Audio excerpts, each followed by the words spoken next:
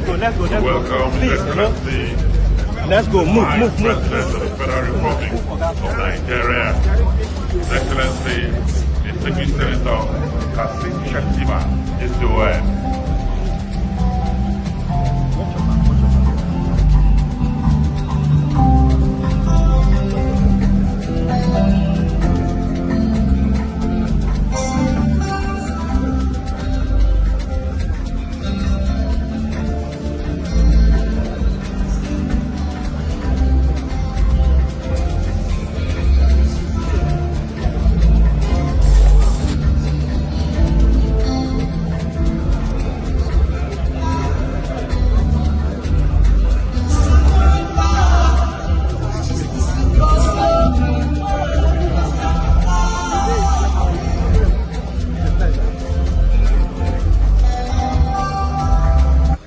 Chief Justice of the Federal High Court, Chief Judge of His Excellency Senator Shettima,